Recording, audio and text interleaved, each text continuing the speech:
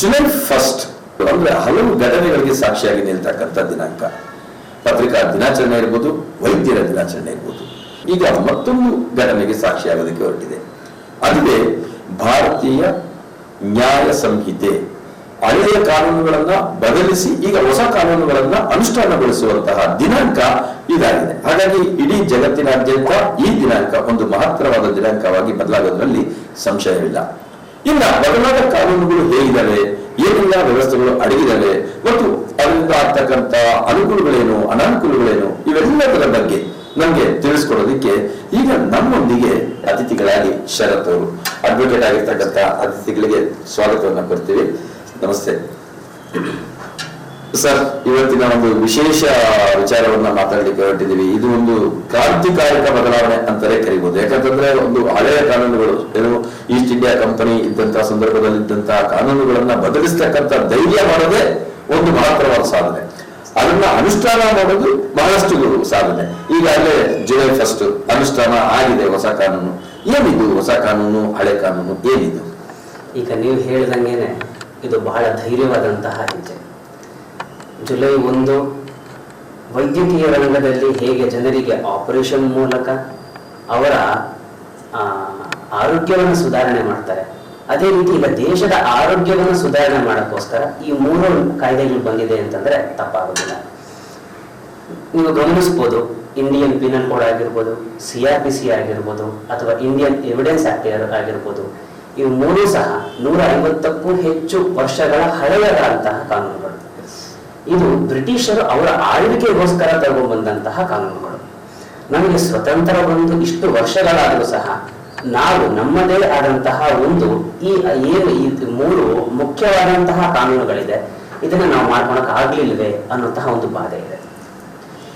ಈ ಕಾನೂನುಗಳಲ್ಲಿ ಏನೇನಾಗ್ತಾ ಇತ್ತು, ಈ ಹಿಂದೆ ಏನೇನು ಅವಶ್ಯಕತೆ ಇತ್ತು, ಆ ಅವಶ್ಯಕತೆಗೆ ತಕ್ಕನಾಗಿ ಇವತ್ತೇನು ಅಪ್ಡೇಟ್ಸ್ ಆಗಬೇಕಾಗಿತ್ತು, ಈ ಕಾನೂನುಗಳು ಏನು ಹೊಸದಾಗಿ 3 ಬಂದಿದೆ, ಈ 3 ಸಹ ಆ ಅಪ್ಡೇಟ್ಸ್ ಅನ್ನ ಕೊಡ್ತಾ ಇದೆ. ನೀವು ಅದೊಂದು ಸ್ಮಾರ್ಟ್ ಫೋನ್ ತಗೋತೀರಾ, ತಗೊಂಡ ಮೇಲೆ ಒಂದಷ್ಟು ದಿನ ಆದ್ಮೇಲೆ ಅದು ಅಪ್ಡೇಟ್ ಕೇಳುತ್ತೆ. ಆ ಅಪ್ಡೇಟ್ ಆದಾಗ ಏನಾಗುತ್ತೆ, ಇವತ್ತಿನ ಜನಕ್ಕೆ ಅದು ಹೊಂದಾಣಿಕೆ ಆಗುತ್ತೆ. ಆ ಹೊಂದಾಣಿಕೆಯ ಅವಶ್ಯಕತೆ ಇರೋ ಕಾರಣಕ್ಕೋಸ್ಕರನೇ 3 ಅಧಿನಿಯಮಗಳು ಏನಿದೆ ಇದನ್ನು ತಂದಿರೋದು ಅಂತ ಹೇಳಿ ತಪ್ಪಾಗೋದಿಲ್ಲ. ಈಗ ಕಾನೂನು ಅಂದಾಗ ಕಾನೂನು ಎಲ್ಲ ಒಂದೇ ಅಲ್ವಾ? IPC ಸೆಕ್ಷನ್ಸ್ ಅಂತ ಏನಿತ್ತು ಮತ್ತು IPC ನಲ್ಲಿ ಏನೆಲ್ಲ ಕಾನೂನುಗಳು ಅಡಗಿತ್ತು, ಇದನ್ನ ಬದಲಾಯಿಸಿ ಅದರಲ್ಲಿ ಹೊಸ ಪ್ರಪಂಚ ಸೃಷ್ಟಿ ಆಗ್ತಾ ಇದೆಯಾ? ಹೊಸ ಪ್ರಪಂಚ ಅಂತ ಹೇಳೋದಕ್ಕಾಗೋದಿಲ್ಲ. ಹಳೆ ಪ್ರಪಂಚಕ್ಕೇನೆ ಅಗತ್ಯತೆಗಳನ್ನ ಕೊಡುವಂತಹ ಕಾನೂನು ಇದಾಗಿದೆ. ಈ ಹಿಂದೆ ಏನಾಗ್ತಾ ಇತ್ತು, ನಿಮಗೆ ಒಂದು ಹೊಸ ರೀತಿಯಾದಂತಹ ಒಂದು ಅಫೆನ್ಸ್ ನಡೀತು ಅಂತಂದ್ರೆ ಆ ಅಫೆನ್ಸ್ ನಾವು ಯಾವ ಕಾನೂನಿನ ಅಡಿಯಲ್ಲಿ ಅಪರಾಧ ಅಂತ ಹೇಳಬೇಕು ಅಂತಾನೆ ಗೊತ್ತಾಗ್ತಾ ಇರಲಿಲ್ಲ. ಇವತ್ತು ಅಂತ ಅಫೆನ್ಸ್ ಗಳಿಗೂ ಸಹ ಇವತ್ತು ಇಲ್ಲಿ ಶಿಕ್ಷೆ ಇದೆ, ಅದನ್ನು ಸಹ ಡಿಫೈನ್ ಮಾಡ್ತಾ ಇದ್ದಾರೆ. ಈಗ ನಿಮ್ಮ ಜೊತೆಗೆ ಯಾವ್ದಾದ್ರು ಒಂದು ನಿಮಗೆ ಒಂದು ಸೋಷಿಯಲ್ ಮೀಡಿಯಾದಲ್ಲಿ ಆಗಿರುವಂತಹ ಒಂದು ಅನ್ಯಾಯಗಳಾಗಿರ್ಬೋದು, ಇದನ್ನೆಲ್ಲವೂ ಸಹ ನೀವು ಸಲ್ಲಿಸಬೇಕು ಅಂತಂದ್ರೆ IT ಆಕ್ಟ್ ಅಲ್ಲಿ ಮಾತ್ರ ಮಾಡ್ತಾ ಇತ್ತು. IT ಆಕ್ಟ್ ಅಲ್ಲಿ ಮಾಡೋದ್ರಿಂದ ನಿಮ್ಗೆ ಏನಾಯ್ತು, ಶಿಕ್ಷೆಯ ಪ್ರಮಾಣ ಕಮ್ಮಿ ಇರ್ತಾ ಇತ್ತು, ಆಮೇಲೆ ಎಸ್ಕೇಪ್ ಆಗೋದಕ್ಕೆ ಬಹಳ ಅನುಕೂಲಗಳಿರ್ತಾ ಇತ್ತು. ಇಂಡಿಯನ್ ಎವಿಡೆನ್ಸ್ ಆಕ್ಟ್ ಅಲ್ಲಿ ಏನ್ ಹೇಳ್ತಾ ಇತ್ತು, ಈ ಹಿಂದೆ ಎವಿಡೆನ್ಸ್ ಆಕ್ಟ್ ಗಳಲ್ಲಿ ಎಲ್ಲವೂ ಸಹ 65B ಅನ್ನುವಂತಹ ಒಂದು ಸೆಕ್ಷನ್ ಇತ್ತು. ಅದ್ರ ಪ್ರಕಾರವಾಗಿ ಎಲೆಕ್ಟ್ರಾನಿಕ್ ಎವಿಡೆನ್ಸ್ ನಾವು ಕೊಟ್ಟಾಗ ಅದನ್ನ ಸೆಕೆಂಡರಿ ಎವಿಡೆನ್ಸ್ ಆಗಿ ಪರಿಗಣಿಸ್ತಾ ಇದ್ರು. ಈಗ ಏನು ಭಾರತೀಯ ಸಾಕ್ಷ್ಯ ಅಧಿನಿಯಮ ಇದೆ, ಇದ್ರ ಪ್ರಕಾರವಾಗಿ ಯಾವುದೇ ಎಲೆಕ್ಟ್ರಾನಿಕ್ ಎವಿಡೆನ್ಸ್ ಗಳಾಗಿರ್ಬೋದು ಪ್ರತಿಯೊಂದನ್ನು ಸಹ ಪ್ರೈಮರಿ ಎವಿಡೆನ್ಸ್ ಆಗಿ ನಿಮಗೆ ಸ್ವೀಕಾರ ಮಾಡ್ತಾರೆ. ಹಾಗಾಗಿ ನಿಮ್ಗೆ ಸ್ಪೀಡಿ ಡಿಸ್ಪೋಸಲ್ ಆಗುತ್ತೆ, ಜೊತೆಗೆ ಯಾರಿಗೆ ತೊಂದರೆ ಆಗಿರುತ್ತೆ ಆ ವ್ಯಕ್ತಿಗೆ ನ್ಯಾಯ ಸಿಗುತ್ತೆ ಅನ್ನುವಂತಹ ನಂಬಿಕೆ, ವಿಶ್ವಾಸ ಈ ಕಾನೂನುಗಳಲ್ಲಿ.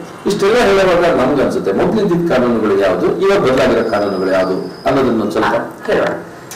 ಭಾರತೀಯ ನ್ಯಾಯ ಸಂಹಿತೆ ಇದು ಯಾವುದಕ್ಕೆ ರಿಪ್ಲೇಸ್ಮೆಂಟ್ ಅಂತಂದ್ರೆ, ಮೊದಲು ಏನು ನಾವು ಇಂಡಿಯನ್ ಪೀನಲ್ ಕೋಡ್ ಅಂತ ಕರೀತಾ ಇದ್ವಿ, ಅದರ ರಿಪ್ಲೇಸ್ಮೆಂಟ್ ಈ ಭಾರತೀಯ ನ್ಯಾಯ ಸಂಹಿತೆ. ಇದು ನಮಗೆ ಈ ನ್ಯಾಯ ಸಂಹಿತೆ ಅನ್ನೋದು ಏನ್ ಹೇಳುತ್ತೆ ಅಂದ್ರೆ, ಪೀನಲ್ ಕೋಡ್ ಏನ್ ಹೇಳುತ್ತೆ ಅಂತಂದ್ರೆ, ಇಂತಹ ಹಸುವಿಗೆ ಇಂತಹ ಆಹಾರವನ್ನ ಕೊಡಬೇಕು, ನಿಮಗೆ ಇಂತಹ ಕಾಯಿಲೆ ಇದೆ ಇಂತಹ ಆಹಾರವನ್ನ ಕೊಡಬೇಕು, ಇದನ್ನ ಹೇಳುತ್ತೆ. ಅಂದ್ರೆ ಇಂತಹ ತಪ್ಪಿಗೆ ಇಂತಹ ಶಿಕ್ಷೆ ಅನ್ನೋದನ್ನ ನಿಮಗೆ ಪೀನಲ್ ಕೋಡ್ ಹೇಳುತ್ತೆ. ಈಗ CRPC ಕ್ರಿಮಿನಲ್ ಪ್ರೊಸೀಜರ್ ಕೋಡ್ ಅಂದ್ರೆ the code of civil criminal procedure, ಇದು ಏನ್ ಹೇಳುತ್ತೆ ಅಂತಂದ್ರೆ, ಈಗ ನಿಮಗೆ ಇಂಥ ತಪ್ಪಿಗೆ ಇಂಥ ಶಿಕ್ಷೆ ಅನ್ನೋದನ್ನ ಹೇಳ್ತಾ ಇದ್ದೀರಾ, ಯಾವ ರೀತಿ ಶಿಕ್ಷೆ ಮಾಡಿದ್ದಾರೆ ಅನ್ನೋದನ್ನ ನೀವು ನಿರ್ಧಾರ ಮಾಡ್ತೀರಾ, ಯಾವ ಆಧಾರದ ಮೇಲೆ ಇದನ್ನು ಶಿಕ್ಷೆ ಅಂತ ಹೇಳ್ತೀರಾ, ಇದು ಅಪರಾಧ ಅಂತ ಹೇಳ್ತೀರಾ, ಈ ಅಪರಾಧಕ್ಕೆ ಏನು ಶಿಕ್ಷೆಯನ್ನ ಕೊಡಬೇಕು, ಈ ಪ್ರೊಸೀಜರ್ ಇದೆಯಲ್ಲ, ಈ ಪ್ರೊಸೀಜರ್ನ ಕ್ರಿಮಿನಲ್ ಕೋಡ್ ನಿಮಗೆ ಹೇಳುತ್ತೆ. ಅದನ್ನ ರೀಪ್ಲೇಸ್ ಮಾಡುವಂತದ್ದು ಭಾರತೀಯ ಸುರಕ್ಷಾ ಸಂಹಿತೆ ನಿಮಗೆ ಅದನ್ನು ಹೇಳುತ್ತೆ. ಇನ್ನು ಏನು ಭಾರತೀಯ ಸಾಕ್ಷ್ಯ ಅಧಿನಿಯಮ ಇದೆ, ಇದು ಯಾವುದಕ್ಕೆ ರಿಪ್ಲೇಸ್ಮೆಂಟ್ ಅಂತಂದ್ರೆ, ನಮ್ಮಲ್ಲಿ ಈ ಇಷ್ಟು ವರ್ಷಗಳಿಂದ ಏನು ಇಂಡಿಯನ್ ಎವಿಡೆನ್ಸ್ ಆಕ್ಟ್ ಅಂತ ಇತ್ತು, ಈ ಇಂಡಿಯನ್ ಎವಿಡೆನ್ಸ್ ಆಕ್ಟ್ ಗೆ ರಿಪ್ಲೇಸ್ಮೆಂಟ್ ಭಾರತೀಯ ಸಾಕ್ಷ್ಯ ಅಧಿನಿಯಮ. ಎವಿಡೆನ್ಸ್ ಏನ್ ಹೇಳುತ್ತೆ ಅಂತಂದ್ರೆ, ನಿಮಗೆ ಕಾನೂನಲ್ಲಿ ಸಿವಿಲ್ ಅಂತ ನೇಚರ್ ಇರುತ್ತೆ, ಕ್ರಿಮಿನಲ್ ಅಂತ ನೇಚರ್ ಇದೆ. ಸಿವಿಲ್ ನೇಚರ್ಗೆ ಮತ್ತು ಕ್ರಿಮಿನಲ್ ನೇಚರ್ಗೆ ಎರಡಕ್ಕೂ ಸಹ ಒಂದೇ ಎವಿಡೆನ್ಸ್ ಆಕ್ಟ್ ನಾವು ಯೂಸ್ ಮಾಡ್ತೀವಿ. ಈ ಎವಿಡೆನ್ಸ್ ಆಕ್ಟ್ ನ ಮುಖ್ಯತೆ ಏನು, ನಾವು ಯಾಕೆ ಎವಿಡೆನ್ಸ್ ಆಕ್ಟ್ ಅನ್ನ ನಾವು ಮುಟ್ಟಬೇಕಾಗಿ ಬಂತು ಅಥವಾ ಈಗ ಒಂದು ತಿದ್ದುಪಡಿ ತರಬೇಕಾಗಿ ಬಂತು ಅಂತಂದ್ರೆ, ನಿಮಗೆ ಎವಿಡೆನ್ಸ್ ಅನ್ನುವಂಥದ್ದು ನಿಮಗೆ ಅದರಲ್ಲೇ ಅರ್ಥ ಆಗುತ್ತೆ, ಅದರಲ್ಲಿ ಒಂದು ಸಾಕ್ಷ್ಯ ಇದೆ ಅಂತ. ನಿಮ್ಮ ಕೇಸ್ ಏನೇ ಆಗಿರ್ಬೋದು, ಸಿವಿಲ್ ಆಗಿರ್ಬೋದು, ಕ್ರಿಮಿನಲ್ ಆಗಿರ್ಬೋದು, ಅದು ನಿಲ್ಲುವಂತದ್ದು ನೀವು ಕೊಡುವಂತಹ ಸಾಕ್ಷಿಗಳು, ಆಧಾರಗಳು, ವಿಚಾರಣೆಗಳ ಆಧಾರದ ಮೇಲೆ. ಈ ಎಲ್ಲದಕ್ಕೂ ಒಂದು ಕಾನೂನು ಇರ್ಬೇಕಲ್ವಾ? ಹಾಗಾದ್ರೆ ಸಿಕ್ಕದನ್ನೆಲ್ಲ ತಗೊಂಬನ್ನ ಹಾಕ್ಬೋದಾ ಕೋರ್ಟ್ಗೆ? ಹಾಕಕ್ಕಾಗೋದಿಲ್ಲ. ಸಿಕ್ಕದನ್ನೆಲ್ಲ ಕರ್ಕೊಂಬನ್ನ ಕೋರ್ಟ್ ನಿಲ್ಲಿಸ್ಬೋದಾ? ಆಗೋದಿಲ್ಲ. ಅದಕ್ಕೊಂದು ರಿಸ್ಟ್ರಿಕ್ಷನ್ಸ್ ಇರುತ್ತೆ, ಅದಕ್ಕೊಂದು ನೀತಿ ನಿಯಮ ಅಂತ ಇರುತ್ತೆ.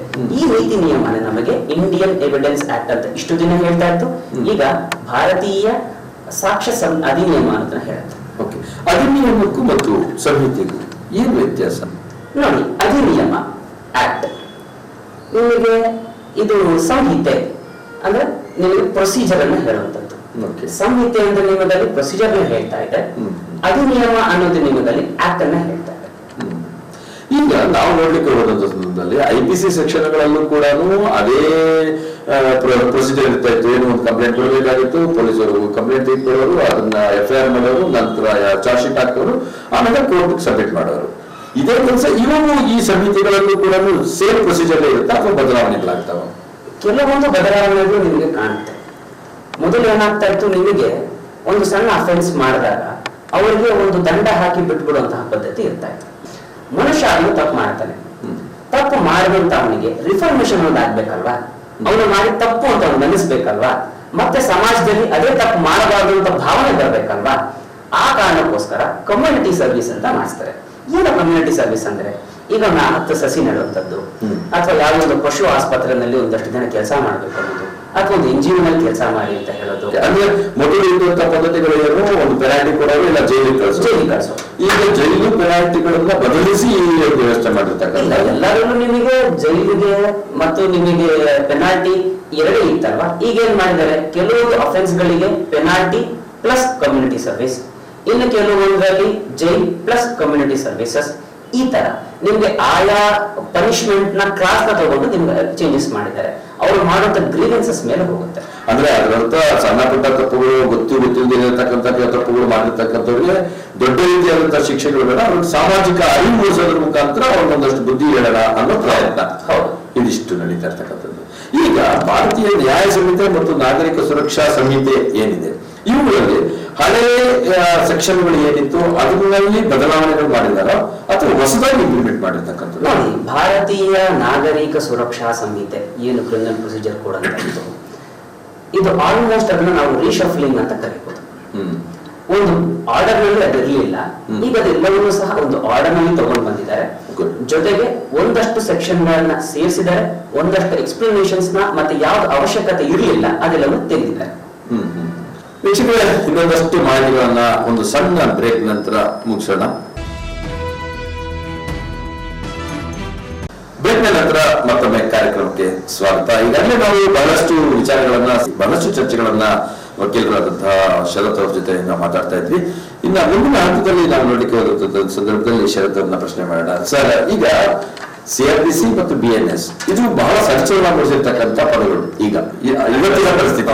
ಈಗ ನಾವು CRPC ನಾವು ನೋಡಲಿಕ್ಕೆ ಹೋದಂತ ಸಂದರ್ಭದಲ್ಲಿ ಆಗ ಇದ್ದಂತಹ ಕಾನೂನುಗಳನ್ನ, ಬ್ರಿಟಿಷ್ ಕಾನೂನುಗಳು ಬಹಳ ಸ್ಟ್ರಿಕ್ಟ್ ಆಗಿತ್ತು, ಬಹಳ ಬಲಿಷ್ಠವಾಗಿತ್ತು. ಹಾಗಾಗಿ ಯಾರು ಕಾನೂನಿಂದ ತಪ್ಪಿಸ್ಕೊಳ್ಳೋಕೆ ಸಾಧ್ಯವೇ ಇಲ್ಲ ಅಂತಕ್ಕಂಥ ಮಾತುಗಳು ಕೇಳ್ತಾ ಇದ್ವಿ. ಈಗ BNSS ಏನ್ ಬಂದಿದೆ, ಇವುಗಳಲ್ಲಿ ಏನಾದ್ರೂ ಬದಲಾವಣೆಗಳು ಇದೆಯಾ? ಅದರಿಂದ ಸಡಿಲಿಕೆಗಳನ್ನಾಗಿದಾವ ಅಥವಾ ಇನ್ನಷ್ಟು ಬಲಿಷ್ಠ ಆಗಿದಾವ?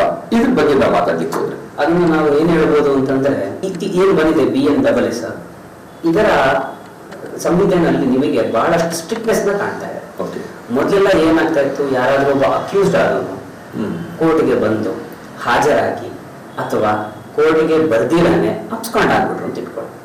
ಅಂತಹ ವ್ಯಕ್ತಿನ ಹುಡುಕಿ ಕರ್ಕೊಂಡು ಬಂದು ಕೋರ್ಟ್ ಮುಂದೆ ಪ್ರೊಡ್ಯೂಸ್ ಮಾಡುವವರೆಗೂ ನಿಮ್ಮ ಕೇಸ್ಗಳು ಮುಂದಕ್ಕೆ ನಡೀತಾನೆ ಇರಲಿಲ್ಲ. ಈಗ ಏನ್ ಮಾಡಿದ್ದಾರೆ ಅಂತಂದ್ರೆ ಅಕ್ಯೂಸ್ಡ್ ನ ಆಬ್ಸೆನ್ಸ್ ಅಲ್ಲೂ ಸಹ ಟ್ರಯಲ್ ನಡೆದ್ಬಿಡುತ್ತೆ. ಅವರ ತಪ್ಪು ಮಾಡಿದ್ದಾರೆ ಅಂತಂದ್ರೆ ಕನ್ವಿಕ್ಷನ್ ಸಹ ಆಗೋಗುತ್ತೆ. ಅಂದ್ರೆ ಈಗ ನಾವೇನ್ ನೋಡ್ತಾ ಇದ್ವಿ IPC ಸೆಕ್ಷನ್ಸ್ ಅದಕ್ಕಿಂತ ಬಲಿಷ್ಠವಾಗಿ ಭಾರತೀಯ ನ್ಯಾಯ ಸಂಹಿತೆಯಲ್ಲಿ ಖಂಡಿತ ತಪ್ಪಾಗುತ್ತೆ. ಬಹುತೇಕ ಭಯೋತ್ಪಾದನೆ ಮತ್ತು ಉಗ್ರ ನುಸುಳುವಿಕೆ ಇರ್ಬೋದು ಇಂತಹದ ಬಗ್ಗೆ ದೇಶದ ಭದ್ರತೆಯ ಬಗ್ಗೆ ಬಹಳಷ್ಟು ಕಾನೂನುಗಳು ರೂಪಿತ ಆಗಿದ್ದಾರೆ. ಆದ್ರೆ IPCಗೂ ಮತ್ತೆ ಭಾರತೀಯ ಸಂಹಿತೆಗೂ ನ್ಯಾಯ ಸಂಹಿತೆಗೂ ಸೆಕ್ಷನ್ಗಳು ಕಡಿಮೆ ಆಯ್ತು ಅಂತಕ್ಕಂಥ ಬಹಳಷ್ಟು ಸೆಕ್ಷನ್ಗಳು ಕಡಿಮೆ ಆಯ್ತು. ಈ ಹಿಂದೆ ನಿಮ್ಗೆ ಇಂಡಿಯನ್ ಪೀನಲ್ ಕೋಡ್ ನಲ್ಲಿ ಒಟ್ಟು 511 ಸೆಕ್ಷನ್ಗಳು ಇತ್ತು. ಇವತ್ತು ನಿಮ್ಗೆ ಭಾರತೀಯ ನ್ಯಾಯ ಸಂಹಿತೆ ಏನಿದೆ ಇದನ್ನ ನಿಮ್ಗೆ 356 ಸೆಕ್ಷನ್ಗಳಿಗೆ ಇಳಿಕೆ ಮಾಡಿದ್ದಾರೆ. ಆದ್ರೆ ಏನು ಅಫೆನ್ಸ್ ಗಳಿತ್ತು ಆ ಎಲ್ಲಾ ಅಫೆನ್ಸ್ ಗಳನ್ನು ಸಹ ಕವರ್ ಮಾಡಿದ್ದಾರೆ. ಏನು ಇಷ್ಟು ದಿನ IPC ನಲ್ಲಿ ಸೆಕ್ಷನ್ 120B ನಲ್ಲಿ ಸೆಡಿಷನ್ ಇತ್ತು, ಅದನ್ನ ರಿಪ್ಲೇಸ್ ಮಾಡಿದಂತಹ ಸೆಕ್ಷನ್ 150 ಆಫ್ BNS ಆಕ್ಟ್ ಏನ್ ಹೇಳುತ್ತೆ ಇದು ಅಂತಂದ್ರೆ, ಇಷ್ಟು ದಿನ ನಾವು ಸೆಡಿಷನ್ ಅಂತ ಪದವನ್ನು ಉಪಯೋಗಿಸ್ತಾ ಇದ್ವಿ, ಅಂದ್ರೆ ದೇಶ ದ್ರೋಹ ಅನ್ನೋದನ್ನ ನಾವು ಉಪಯೋಗಿಸ್ತಾ ಇದ್ವಿ. ಅದನ್ನ ರಿಪ್ಲೇಸ್ ಮಾಡಿ ಬಾರ್ಡರ್ ಆಂಬಿಟ್ ಅನ್ನೋದನ್ನ ಯೂಸ್ ಮಾಡ್ತಾ ಇದ್ದಾರೆ. ಇದ್ರ ಪ್ರಕಾರವಾಗಿ ಏನ್ ಹೇಳುತ್ತೆ ಅಂತಂದ್ರೆ, ಯಾರಾದ್ರೂ ಡಿಜಿಟಲ್ ಕಮ್ಯುನಿಕೇಶನ್ಸ್ ಗಳಿಂದ ಯಾರಾದ್ರೂ ಸಹ ದೇಶ ವಿರೋಧಿ ಕೃತ್ಯಗಳನ್ನ ಮಾಡಿದ್ರೆ ಅವರನ್ನೂ ಸಹ ಇವತ್ತು ನಾವು ದೇಶದ್ರೋಹಿ ಅಂತ ನಾವು ಕರಿಬಹುದು. ಇಷ್ಟು ದಿನ ಏನಾಗ್ತಾ ಇತ್ತು ಅಂದ್ರೆ ಅದಕ್ಕೆ ಅವಕಾಶ ಇರ್ತಾ ಇರ್ಲಿಲ್ಲ, ಅದ್ರ ಮೇಲೆ ಯಾವುದೇ ರೀತಿ ನಾವು ಚಾರ್ಜಸ್ ತಗೊಳಕ್ ಆಗ್ತಾ ಇರ್ಲಿಲ್ಲ, ಅದ್ರ ಮೇಲೆ ಪನಿಷ್ಮೆಂಟ್ ಕೊಡಕ್ ಆಗ್ತಾ ಇರ್ಲಿಲ್ಲ. ಹಾಗಾಗಿ ತಮಗೆ ಇಷ್ಟ ಬಂದಂತೆ ಭಾರತದ ವಿರುದ್ಧ ಬೈತಾ ಇದ್ರು, ಮಾತಾಡ್ತಾ ಇದ್ರು, ಹೀಯಾಳಿಸ್ತಾ ಇದ್ರು, ಪ್ರೇರಣೆ ಕೊಟ್ಟು ಒಳನುಸುಳುವಿಕೆಗಾಗಿರ್ಬೋದು, ಟೆರರಿಸಂ ಆಗಿರ್ಬೋದು, ಆಂತರಿಕ ಗಲಭೆಗಳಾಗಿರ್ಬೋದು, ಎಕನಾಮಿಕ್ ಕ್ರೈಸಿಸ್ ನ ಮಾಡೋದಾಗಿರ್ಬೋದು, ಒಂದು ಮೊನೋಪೊಲಿ ಸಿಸ್ಟಮ್ ಮಾಡೋದಾಗಿರ್ಬೋದು, ಎಲ್ಲವನ್ನೂ ಸಹ ಪ್ರಾಕ್ಸಿ ವಾರ್ಗಳನ್ನು ಇವತ್ತು ಆ ಪ್ರಾಕ್ಸಿ ವಾರ್ಗಳು ಮಾಡುವಂತ ಕೈಗಳೇನಿದೆ ಅದನ್ನು ಕಟ್ಟಾಕಕ್ಕೆ ಆಗುವಂತಹ ಒಂದು ಕಾನೂನು ಈ ಸೆಕ್ಷನ್ ಅಡಿಯಲ್ಲಿ ತಗೊಂಡ್ಬಂದಿದ್ದಾರೆ ಅಂತ ಹೇಳ್ಬೋದು. ಈಗ ಇಷ್ಟೊತ್ತು ನಾವು ದೇಶದ ಭದ್ರತೆ ಬಗ್ಗೆ, ಉಗ್ರ ನುಸುಳುವಿಕೆ ಬಗ್ಗೆ, ದೊಡ್ಡ ದೊಡ್ಡ ಕಾನೂನುಗಳ ಬಗ್ಗೆ ಇಷ್ಟೊತ್ತು ಚರ್ಚೆ ಮಾಡಿದ್ವಿ. ಇದು ದೇಶದ ಆಂತರಿಕ ಮತ್ತು ಭದ್ರತೆ ವ್ಯವಸ್ಥೆಗೆ ಸೂಕ್ತವಾಗಿರ್ತಕ್ಕಂಥ ಕಾನೂನುಗಳು ಅಂತಕ್ಕಂಥದ್ದು ಮಂದಟ್ಟಾಗ್ತಾ ಇದೆ.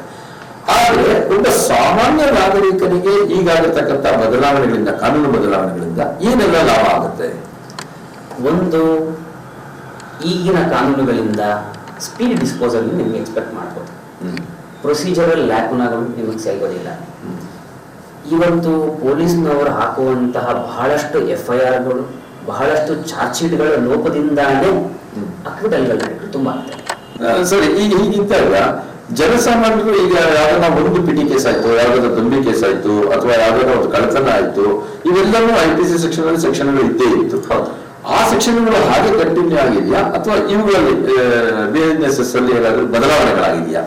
ಹೌದು ಸರ್, ಭಾರತೀಯ ನಾಗರಿಕ ಸಂಹಿತಾನಲ್ಲಿ ಏನಾಗಿದೆ, ನಿಮಗೆ ಹಳೆ IPCಯ ಪ್ರತಿಯೊಂದು ಸೆಕ್ಷನ್ ಸಹ ರೀಪ್ಲೇಸ್ ಆಗಿದೆ. ಈಗ ಮೊದಲು ನಾವು ಬಹಳಷ್ಟು ಫೆಮಿಲಿಯರ್ ಆಗುತ್ತೆ, ಯಾರಾದ್ರೂ ಚೀಪ್ ಕೆಲಸ ಮಾಡ್ತಾ ಇದ್ದ, ಯಾರಾದ್ರೂ ಒಂದ್ ಸ್ವಲ್ಪ ಫ್ರಾಡ್ ಕೆಲಸ ಮಾಡ್ತಾ ಇದ್ರು, ನಾವು 420 ಅಂತ ಕರಿತೀವಿ. ಇನ್ನು 420 ಅಂತ ಕರೆಯಕ್ಕಾಗೋದಿಲ್ಲ, ಅದನ್ನು ಸಹ ರೀಪ್ಲೇಸ್ ಆಗಿದೆ.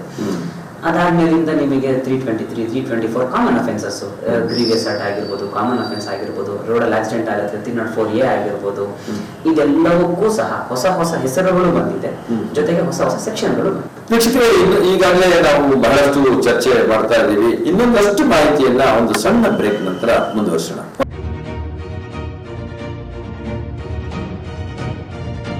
ಒಂದು ಸಣ್ಣ ಬ್ರೇಕ್ ನಂತರ ಮತ್ತೊಮ್ಮೆ ಚರ್ಚೆಯನ್ನ ಶುರು ಮಾಡೋಣ. ಮತ್ತಷ್ಟು ವಿಚಾರಗಳನ್ನ ಅಡ್ವೊಕೇಟ್ ಆಗಿರ್ತಕ್ಕಂಥ ಶರತ್ ಅವರಿಂದ ತಿಳ್ಕೊಳ್ಳೋಣ. ಸರ್, ಈಗಾಗಲೇ ನಾವು ಚರ್ಚೆ ಮಾಡ್ತಾ ಇದ್ವಿ, ಬಹಳಷ್ಟು ಚರ್ಚೆಗಳು ನಡೀತಾ ಇತ್ತು. ದೇಶ ಭದ್ರತೆ, ಉಗ್ರ ನುಸುಳುವಿಕೆ ಸೇರಿದಂಗೆ ಸಾಮಾನ್ಯ ಜನರ ಒಂದು ಪರಿಸ್ಥಿತಿನಲ್ಲಿ ಅವರಿಗೆ ಏನೆಲ್ಲ ಬೆನಿಫಿಟ್ಗಳಾಗಿದೆ ಅಂತಕ್ಕಂಥದ್ದು ಕೂಡ ಚರ್ಚೆ ಆಯಿತು. ಅಂದ್ರೆ ಅಂತಿಮವಾಗಿ ಈಗಿರ್ತಕ್ಕಂಥ ಹಳೆ ಕಾನೂನಿಗೂ ಈ ಕಾನೂನಿಗೂ ಮಧ್ಯೆ ಇರ್ತಕ್ಕಂಥ ಜನಸಾಮಾನ್ಯರಿಗೆ ಅನುಕೂಲ ಆಗಿರ್ತಕ್ಕಂಥ ಹಲವು ಕಾನೂನುಗಳ ಬಗ್ಗೆ ತಿಳಿಸೋದಾದ್ರೆ ಏನೇನಿದೆ? ಎಲ್ಲವನ್ನು ಹೇಳಬೇಕು ಅಂದ್ರೆ ಬಹಳ ಸಮಯ ತಗೊಳುತ್ತೆ. ಕೆಲವೊಂದನ್ನು ಮಾತ್ರ ನಾನು ಹೇಳ್ತೀನಿ. ಈಗ ಏನು ಭಾರತೀಯ ನ್ಯಾಯ ಸಂಹಿತೆ ಇದೆ ಅದರ ಸೆಕ್ಷನ್ 271 ಇದು ಏನು ಹೇಳುತ್ತೆ ಅಂತಂದ್ರೆ, ಮನುಷ್ಯನಿಗಾಗಲಿ ಅಥವಾ ಸಮಾಜಕ್ಕಾಗಲಿ ಒಂದು ಕಾರ್ಯ ಮಾಡೋದ್ರಿಂದ ಒಂದು ಇನ್ಫೆಕ್ಷನ್ ಆಗುತ್ತೆ, ಆ ಇನ್ಫೆಕ್ಷನ್ ನಿಂದ ಒಂದಷ್ಟು ಜನರಿಗೆ ನಷ್ಟ ಆಗುತ್ತೆ ಅಥವಾ ಅವರ ಆರೋಗ್ಯಗಳಲ್ಲಿ ವ್ಯತ್ಯಾಸ ಆಗುತ್ತೆ, ಈ ತರದ್ದು ಯಾರಾದ್ರೂ ಕೃತ್ಯಗಳು ಮಾಡಿದ್ರೆ ಅವರಿಗೂ ಸಹ ಇನ್ಮೇಲೆ ಪನಿಷ್ಮೆಂಟ್ ಸಿಗುತ್ತೆ. Okay. ಇದು 271. ಇನ್ನ 274 ನೋಡೋಣ. ಹ್ಮ್. ನಿಮ್ಗೆ ಇಷ್ಟು ದಿನ ಫುಡ್ ಅಡಲ್ಟ್ರೇಷನ್ ಅಂತ ನಾವು ಬಹಳ ಕೇಳ್ತಾ ಇದ್ವಿ. ಫುಡ್ ಅಡಲ್ಟ್ರೇಷನ್ಗೆ ಪಿನಲಿಸ್ ಇರಲಿಲ್ಲ. ಇವತ್ತೇನಾಗುತ್ತೆ ಅಂತಂದ್ರೆ ಯಾವ್ದಾದ್ರು ಒಂದು ಕೆಮಿಕಲೈಸ್ಡ್ ಆಗಿರ್ಬೋದು, ಅಥವಾ ಯಾವ್ದಾದ್ರು ಒಂದು ದೇಹಕ್ಕೆ ಆಗದೇ ಇರುವಂತಹ ಆಗಿರ್ಬೋದು. ಈಗ ಹಾಲು ಅಂತ ಹೇಳ್ತಾರೆ, ಅದು ಹಾಲೇ ಆಗಿರೋದಿಲ್ಲ. ಸಕ್ಕರೆ ಅಂತಾರೆ, ಸಕ್ಕರೆನೇ ಆಗಿರಲ್ಲ. ಅಕ್ಕಿ ಅಂದಿರ್ತಾರೆ, ಪ್ಲಾಸ್ಟಿಕ್ ಇರುತ್ತೆ. ಈ ತರದ್ದು ಅಂದ್ರೆ ಆಹಾರವನ್ನ ಆಹಾರ ರೀತಿಯಲ್ಲಿ ಕೊಡದೆ ಅದನ್ನ ಅಡಲ್ಟ್ರೇಷನ್ ಮಾಡಿ ಯಾರು ಮಾರ್ತಾ ಇರ್ತಾರೆ ಅಥವಾ ಯಾರನ್ನ ಪ್ರೊಡಕ್ಷನ್ ಮಾಡ್ತಾ ಇರ್ತಾರೆ, ಇಬ್ಬರಿಗೂ ಸಹ ಇನ್ನು ಮೇಲೆ ಅದರ ಈ ಹೊಸ ಅಧಿನಿಯಮದ ಅಡಿಯಲ್ಲಿ ಅವ್ರಿಗೆ ಶಿಕ್ಷೆ ಆಗುತ್ತೆ. ನೆಗ್ಲಿಜೆಂಟ್ ಆಗಿ ಯಾರಾದ್ರೂ ಡ್ರೈವಿಂಗ್ ಮಾಡ್ತಾ ಇದ್ರು ಅಂದ್ರೆ ಅವ್ರಿಗೆ ಶಿಕ್ಷೆ ಪ್ರಮಾಣ ಬಹಳ ಕಮ್ಮಿ ಇತ್ತು. ಇವತ್ತು ಯಾರಾದ್ರೂ ರ್ಯಾಷನ್ ನೆಗ್ಲಿಜೆಂಟ್ ಆಗಿ ಡ್ರೈವ್ ಮಾಡಿದ್ದಾರೆ ಅಂತಂದ್ರೆ ಅವ್ರಿಗೆ ಸ್ವಲ್ಪ ಕಷ್ಟ ಆಗುವಂತಹ ಸಂದರ್ಭ ಹತ್ರ ಬಂದಿದೆ. ಯಾಕೆಂದ್ರೆ ಇದ್ರ ಪ್ರಕಾರವಾಗಿ 6 ತಿಂಗಳವರೆಗೂ ಸಜೆ ಆಗುತ್ತೆ, 1,000 ರೂಪಾಯಿವರೆಗೂ ಸಹ ಅವ್ರಿಗೆ ದಂಡ ಬೀಳುತ್ತೆ, ಅಥವಾ 2 ಸಹ ಮಾಡುವಂತ ಅವಕಾಶಗಳಿರ್ತವೆ. ಹಾಗಾಗಿ ರ್ಯಾಷನ್ ನೆಗ್ಲಿಜೆಂಟ್ ಮಾಡೋದು ಸ್ವಲ್ಪ ಎಚ್ಚರಿಕೆಯಿಂದ ಮಾಡ್ಬೇಕಾಗತ್ತೆ. ಯಾವುದೇ ಕಾರಣಕ್ಕೂ ರ್ಯಾಷನ್ ನೆಗ್ಲಿಜೆಂಟ್ ಆಗಿ ಓಡಿಸ್ಬಾರ್ದು. ಈ ಮೊದಲು ಇತ್ತಲ್ಲ ಅಂತ ಕಾನೂನುಗಳು. ಈಗ ಯಾರು ಸ್ಪೀಡ್ ಆಗಿ ಚಲನೆ ಮಾಡಿದ್ರೆ ಅವ್ರು 1,000 ರೂಪಾಯಿ ಪೆನಾಲ್ಟಿ ಹಾಕೋರು. ಆಮೇಲೆ ನಾನು ನೋ ಪಾರ್ಕಿಂಗ್ ಅಲ್ಲಿ ಗಾಡಿ ನಿಲ್ಸಿದ್ರೆ ಒಂದಷ್ಟು ಪೆನಾಲ್ಟಿ, ಇದೆಲ್ಲ ಇರ್ತಿತ್ತು ನಿಮ್ಗೆ. ಆದ್ರೆ ಶಿಕ್ಷೆಯ ಪ್ರಮಾಣ ಏನ್ ಇಂಪ್ರಿಸನ್ಮೆಂಟ್ ಇದೆ, ಆ ಇಂಪ್ರಿಸನ್ಮೆಂಟ್ ಇವತ್ತು ಜಾಸ್ತಿ ಮಾಡಿದ್ದಾರೆ. ಅಂದ್ರೆ ಒಟ್ಟಾರೆ ಸಾಮಾನ್ಯ ನಾಗರಿಕರು ಕೂಡ ಬಹಳಷ್ಟು ಎಚ್ಚರಿಕೆಯಿಂದ ಕಾನೂನು ನನ್ನ ಮೇಲೆ ಬಹಳಷ್ಟು ಹದ್ದಿನ ಕಂಡಿಟ್ಟಿದೆ ಅನ್ನೋ ರೀತಿಯಲ್ಲೇ ಬಿಹೇವ್ ಮಾಡಬೇಕಾದಂತ ಅನಿವಾರ್ಯತೆ ಮುಂದಿನ ದಿನಗಳಲ್ಲಿ ಇದೆ. ಇವತ್ತು ನಿಮಗೆ ಏನು ಸೆಕ್ಷನ್ 344 BNS ನ ಅಡಿಯಲ್ಲಿ ತಗೊಂಡ್ಬಂದರೆ ಇದು ಸಹ ಒಂದು ಹೊಸಬದ್ದು. ಏನ್ ಹೇಳುತ್ತಾ ಇದೆ ಅಂತಂದ್ರೆ, ಕ್ಲರ್ಕ್ ಆಗಿರ್ಬೋದು, ಆಫೀಸರ್ ಆಗಿರ್ಬೋದು, ಎಂಪ್ಲಾಯರ್ ಆಗಿರ್ಬೋದು, ಅಥವಾ ಸರ್ವೆಂಟ್ ಆಗಿರ್ಬೋದು, ಅವರು ಅವರ ಸ್ವಇಚ್ಛೆಯಿಂದ ಅವರಿಗೆ ಯಾವ ಕೆಲಸವನ್ನ ಕೊಟ್ಟಿದ್ದಾರೆ, ಎಂಪ್ಲಾಯರ್ ಆಗಿರ್ಬೋದು, ಕ್ಲರ್ಕ್ ಆಗಿರ್ಬೋದು, ಆಫೀಸರ್ ಆಗಿರ್ಬೋದು, ಸರ್ವೆಂಟ್ ಆಗಿರ್ಬೋದು, ಅಥವಾ ಅವರ ಕೈ ಕೆಳಗಡೆ ಕೆಲಸ ಮಾಡುವಂತಹ ಒಬ್ಬ ಎಂಪ್ಲಾಯಿ ಆಗಿರ್ಬೋದು, ಈ ತರದ ಕೆಪಾಸಿಟಿಯಲ್ಲಿ ಇರುವಂತಹವರು ಅವರ ಇಚ್ಛೆಯನ್ನ ಇಟ್ಟುಕೊಂಡು ಅವರಿಗೆ ಯಾರು ನೌಕರಿಯನ್ನು ಕೊಟ್ಟಿದ್ದಾರೆ ಅಥವಾ ಅವ್ರ ಕೈನಲ್ಲಿ ಒಂದಷ್ಟು ರೆಕಾರ್ಡ್ಗಳಿರುತ್ತೆ, ಆ ರೆಕಾರ್ಡ್ಗಳನ್ನ ಅವರು ಫಾಲ್ಸಿಫಿಕೇಶನ್ ಮಾಡೋದು ಅಥವಾ ಅದನ್ನ ಟ್ಯಾಂಪರ್ ಮಾಡೋದು ಅಥವಾ ಅದರಲ್ಲಿರುವಂತಹ ಆಲ್ಟ್ರೇಷನ್ಸ್ ಮಾಡುವಂಥದ್ದು, ಈ ತರದ್ದೇನಾದ್ರೂ ಮಾಡಿದ್ರು ಅಂತಂದ್ರೆ, ಅದರಿಂದ ಇನ್ನೊಬ್ಬರಿಗೆ ತೊಂದರೆ ಆಯ್ತು ಅಂತಂದ್ರೆ ಆವಾಗ್ಲೂ ಸಹ ಇನ್ಮೇಲೆ ಅದು ಸಹ ನಿಮಗೆ ಒನ್ ಆಫ್ ದ ಅಫೆನ್ಸಸ್ ಅಂತ ಆಗತ್ತೆ. ಅದಕ್ಕೂ ಸಹ ಇನ್ಮೇಲೆ ಪಿನಲೈಸ್ ಆಗ್ತದೆ. ಬಹಳಷ್ಟು ಮಾಹಿತಿಗಳನ್ನ ನೀವು ಇದುವರೆಗೂ ನಮಗೆ ತಿಳಿಸ್ಕೊಟ್ಟಿದ್ದೀರಿ. ಇದು ಜನರಿಗೂ ಕೂಡ ಬಹಳಷ್ಟು ಅನುಕೂಲ ಆಗುತ್ತೆ. ಹಾಗಾಗಿ ಈ ಕಾರ್ಯಕ್ರಮಕ್ಕೆ ಬಂದು ನೀವು ಈ ಕಾರ್ಯಕ್ರಮ ನಡೆಸಿಕೊಟ್ಟಿರೋದಕ್ಕೆ ತುಂಬಾ ರೀತಿಯ ಧನ್ಯವಾದಗಳು ಶರತ್ ಅವರೇ. ಇದಿಷ್ಟು ನಾವು ಇದುವರೆಗೂ ನೋಡುವಂತಹ ಒಂದು ಕಾರ್ಯಕ್ರಮ ಆಗಿತ್ತು. ಹೊಸ ಕಾನೂನು ಆತಂಕಗಳು ಬಹಳಷ್ಟಿತ್ತು, ಆ ಅನ್ವೇಷಣೆಗಳು ಬಹಳಷ್ಟಿತ್ತು. ಅದರ ಜೊತೆಗೆ ಏನೇನಾಗುತ್ತೋ ಅಂತಕ್ಕಂತ ಒಂದು ಭಯ ಕೂಡ ಜನರಲ್ಲಿ ಮೂಡಿತ್ತು. ಆದ್ರೆ ಇದೆಲ್ಲವನ್ನೂ ನಾವು ನೋಡ್ಲಿಕ್ಕೆ ಹೋಗುವಂತಹ ಸಂದರ್ಭದಲ್ಲಿ ಹಳೆಯ ಕಾನೂನುಗಳಿಗೆ ಒಂದಷ್ಟು ಮಾರ್ಪಾಡುಗಳನ್ನ ಮಾಡಿ ಮತ್ತಷ್ಟು ಕಾನೂನಿನ ಹಿಡಿತವನ್ನ ಬಿಗಿ ಮಾಡಿರ್ತಕ್ಕಂಥ ವ್ಯವಸ್ಥೆಯನ್ನ ನಾವು ನೋಡ್ಲಿಕ್ಕೆ ಸಾಧ್ಯ ಆಗುತ್ತೆ. ಇದ್ರ ಬಗ್ಗೆ ಬಹಳಷ್ಟು ಮಾಹಿತಿಯನ್ನ ನಮ್ಮ ಅಡ್ವೊಕೇಟ್ ಆಗಿರ್ತಕ್ಕಂಥ ಶರತ್ ಅವರು ನಮಗೆ ತಿಳಿಸಿಕೊಟ್ಟಿದ್ದಾರೆ. ಮುಂದಿನ ಕಾರ್ಯಕ್ರಮದಲ್ಲಿ ಮತ್ತೊಂದು ವಿಶೇಷತೆಯೊಂದಿಗೆ ನಿಮ್ಮ ಮುಂದೆ ಇರ್ತೀವಿ.